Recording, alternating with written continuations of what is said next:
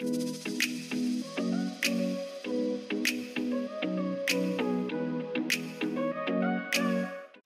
di sini ada pertanyaan dari Wahyu Bowo.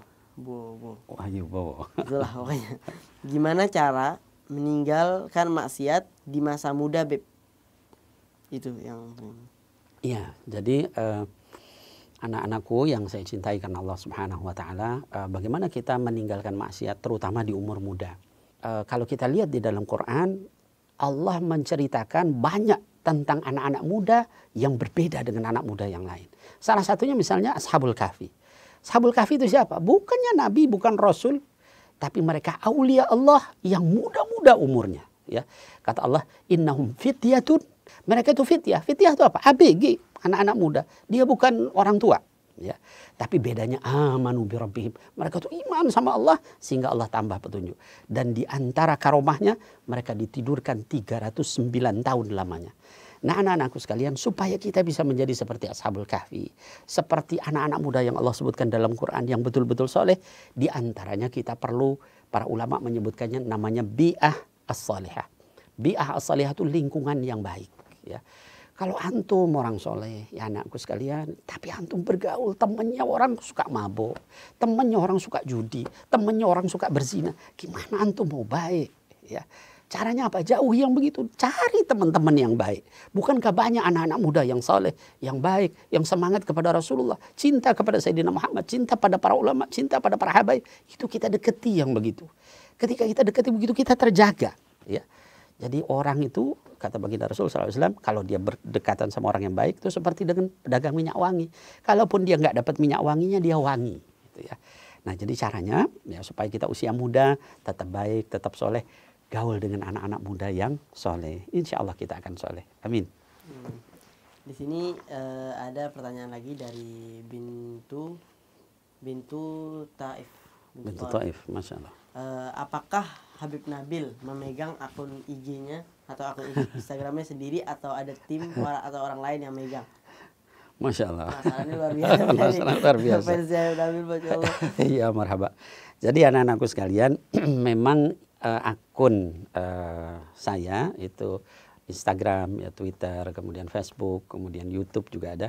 Itu saya yang pegang, tapi memang ada yang lain gitu ya, yang admin ya selain saya. Kenapa? Karena kalau Habib Nabil semua yang ngurusin nggak kekejar gitu ya, dengan kesibukan macam-macam, udah ngurus majelis Rasulullah, udah ngisi di televisi gitu ya. Tapi yang perlu antum ingat, apa-apa yang dikomen itu mereka nanya dulu ke Habib Nabil ya, kemudian baru dikomen. Dan saya pun melihat ya, walaupun itu yang masuk kadang-kadang pertama DM, Instagram mungkin sampai 100 sampai berapa, tapi saya periksa ya, Instagram, Twitter juga begitu. Dan juga banyak saya jawab sendiri. Ya, jadi saya jawab sendiri tapi juga ada admin. Ya. Kenapa? Kalau enggak tangannya Habib Nabil harus 4. Kerjain begitu terus kerjanya. Demikian, Allahu a'lam. Ini bagus juga nih pertanyaannya. Bukan bagus ya, bagus banget sih. Dari Anggita Muharni. Dialah. Di sini. Itu dia bertanya, Habib, gimana caranya mengajak orang tua untuk sholat? Makasih, Habib. Ajib. Jadi mungkin yang kayak gini biasanya mungkin yang orang tuanya masih agak malas buat sholat, Awam. masih awam yang belum ada semangat buat sholat, itu banyak kan yang gitu. Mungkin itu bukan orang tua aja, jatuhnya orang tua, teman, saudara atau lain sebagainya. Lebih khusus orang tua kan, mereka lebih besar dari kita, cara nasihatinnya, cara dia ngajak merekanya itu gimana biar nggak tersinggung juga. Baik. Ya, Bismillahirrahmanirrahim. Anak-anakku sekalian yang saya cintai karena Allah. Ada satu pelajaran yang luar biasa ya, di dalam Quran ya, Allah sebutkan tentang seorang yang sangat soleh ya, bahkan termasuk nabi yang besar ya. Jadi ulul azmi minar rusul. Di antara para nabi itu ada yang disebut ulul azmi minar rusul. 5 orang nabi yang derajatnya paling tinggi di antara para nabi. Nah, yang salah satunya adalah Sayyidina Ibrahim alaihissalam ya. Sayyidina Ibrahim ini diberikan cobaan sama Allah. Orang tuanya bukan lagi tidak soleh kayak tadi yang antum tanya ya. Orang tuanya itu musyrik, bahkan pembuat berhala ya. Nah, Azar namanya ya. Tapi kita lihat bagaimana adabnya Sayyidina Ibrahim menasihati orang tuanya yang bukan muslim ya. Disebutkan di dalam Quran, kata Allah Subhanahu wa taala ketika Ibrahim itu, qala Ibrahim li abihi ya abati inni qad ja'ani minal ilmi ma lam ya'tika fattabi'ni ahdika siratan sawiyya. Coba kita lihat bahasanya beliau itu. Ya abati, kalau bahasa Indonesia ya abati itu artinya wahai ayahanda. Wahai ayahandaku, katanya gitu dengan bahasa yang sangat halus ya. Saya ini sudah datang ada satu sedikit ilmu sama saya ya. Maka coba ayah boleh nggak ikut sama saya sedikit ya. Saya ajari. Nanti saya bawa ayah ke jalan yang lurus. Ya abati dan seterusnya bahasanya terus. Tapi apa yang dijawab sama ayahanda beliau ya, yaitu Azar itu disebutkan dalam Quran gitu sama Allah Subhanahu wa taala dikatakan qala araghibun anta an alihati ya Ibrahim la illam tantahi la arjumannak wahjurni maliya. Apa kamu benci sama Tuhan kami wahai Ibrahim? Kalau kamu enggak diem, kalau bahasa kita enggak berhenti ngebacot, saya rajam kamu sampai mati ya. Atau pergi kamu ya, tinggalkan. Apa jawab beliau ya? Kita lihat ini luar biasa adabnya, akhlaknya Sayyidina Ibrahim. Kata beliau, qala salamun alaik, sa'astaghfiru laka rabbi, innahu kana bi hafiyya. Katanya, selamatan, mudah-mudahan kesejahteraan untuk ayah. Ya.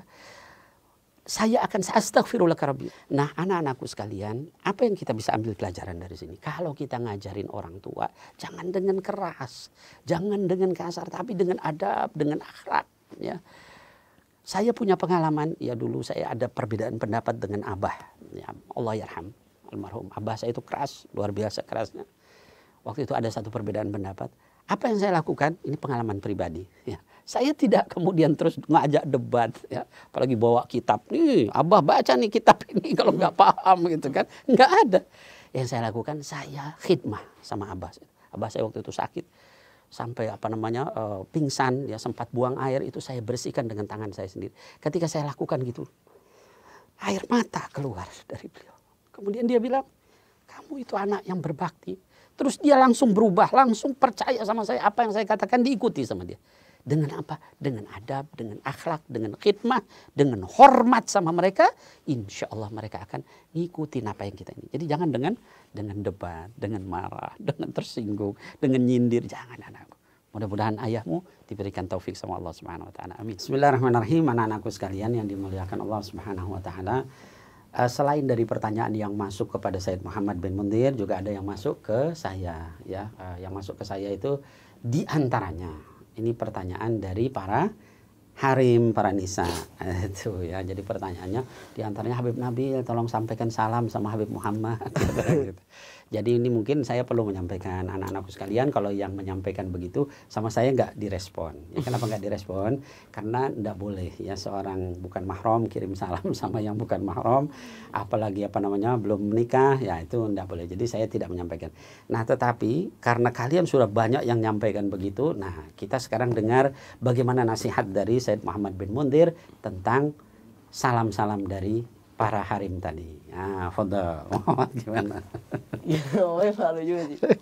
Cuman banyak banget dari para akhwat kan ngirimin kayak pesan di DM ataupun di komen ataupun bahkan di sini nih dari pertanyaan-pertanyaan yang masuk mungkin bisa lebih dari mungkin bisa sampai 20% dari pertanyaan semua mengarah ke sana gitu kan. Kapan nikah, apa jodohnya gimana segala macam. Jawab berat. Kalau gimana ya, nikah tuh kayak sesuatu yang dia harus pasti setiap orang insya Allah bakal nikah kan. Tapi kapannya dan jodoh siapa itu kan semua di tangan Allah Subhanahu wa taala. Jadi kita nggak tahu. Betul. Dan kalau misalkan ditanya jodoh udah ada apa belum sih, sejujurnya belum, sampai sekarang belum ada.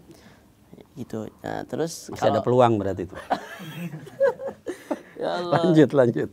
Jadi kalau video begitu, jadi maksudnya yang Muhammad lihat di masalah jodoh nih ya, kalau misalkan kita dapat yang Muhammad cari ya. Jadi mungkin ini juga buat para anak muda yang mau mencari jodoh. Jodoh ini wanita, dia itu bukan seperti handphone yang kita pakai setiap hari. Dia bukan seperti mobil yang kita tunggangin. Dia bukan seperti itu. Dia jadi pelengkap dalam hidup kita. Dia ini jadi kayak kamu mau hidup kamu ke depan gimana? Pilih perempuan yang kayak gitu. Masya Allah. Begitu. Jadi milih seorang pendamping hidup itu nggak mudah, sama sekali nggak mudah. Kayak Terus kamu harus tahu nanti ke depannya gimana, mau anakmu kayak gimana.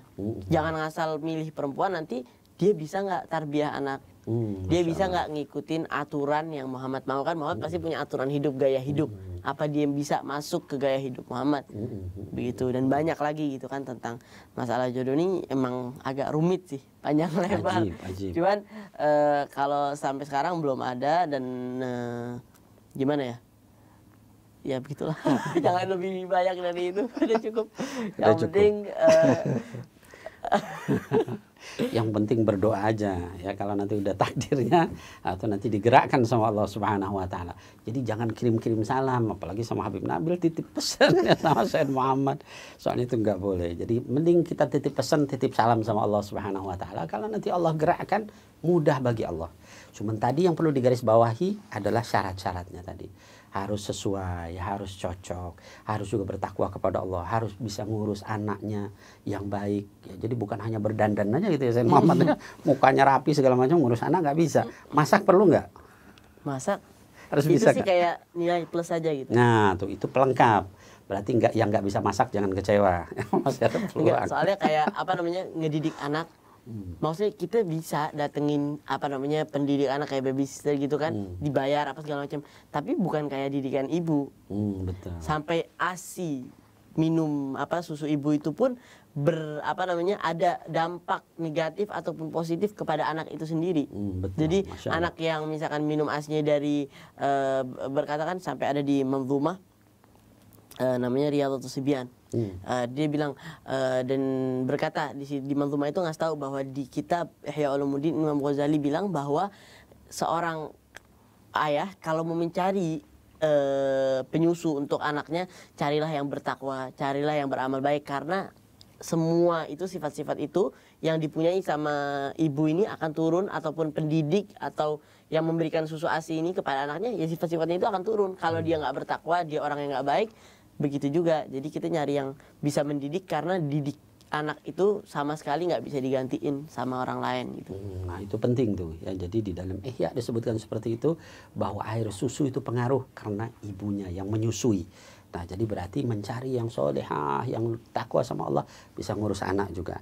Nah sekarang pertanyaan yang lain yang nggak bikin serem-serem. Nah, jadi Sayyid Muhammad ini ada juga yang nanya begini, katanya bagaimana Sayyid Muhammad ini bisa bertahan padahal tanpa abi, artinya bertahan untuk baik itu mungkin perasaan, baik itu bergaul, baik itu kemudian belajar, tanpa ada support dari seorang abi.